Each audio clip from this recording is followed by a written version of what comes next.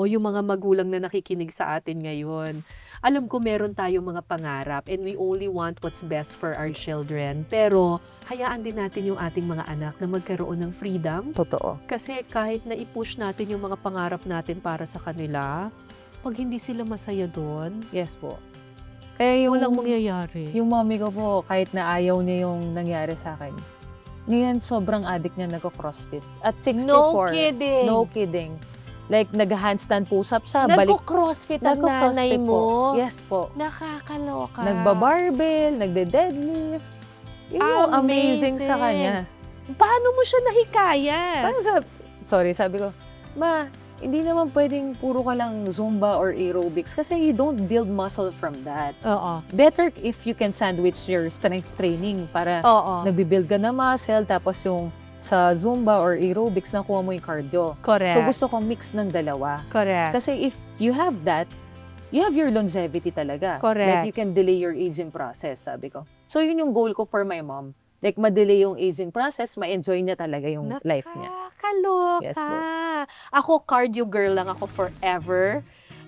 Tapos siguro mga 2 years pa lang akong natutong magbuhat-buhat.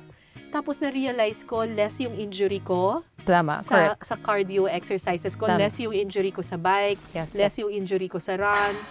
Mas malakas nga lang ako kumain ngayon. Pero hindi ako kasing bilis mag-gain ng weight.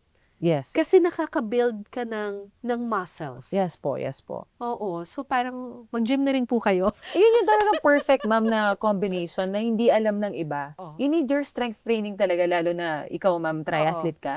Hindi ka naman pwedeng puro swim, bike, run. Oo. Kasi walang ano doon, walang build na muscle. Oo. Okay yung cardio mo, pero asan yung magsusupport sa joints mo to prevent injury? Correct. Kaya you Correct. need to train your muscles na lumakas din sila. for At that. saka mga kapuso, wala pong edad ang gym. Yes. Oo. Tama. Kahit matanda ka na, ako the gym where I train in, parang naka-tailor fit sa ano yung kaya ko. Hindi ko kayang mag-squat, yan lang po muna ang gagawin natin. Kaya ko bang maglakad? Yung ganon, para lang mas agile ka, Yes mas po. mobile ka. Yes po. Diba? Yun talaga din po yung in-offer namin sa gym ko Mm-mm. na inclusivity.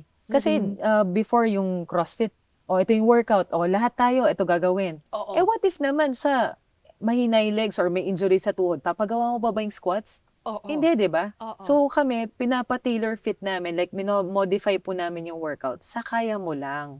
Para Nice. ma-enjoy nyo po yung workout, tas eventually, maging part ng lifestyle. Kasi Yan ang talaga. fitness ay hindi lang para sa certain group of people. Tama, tama. It's for everyone. Tama. Kahit gaano ka nakatanda.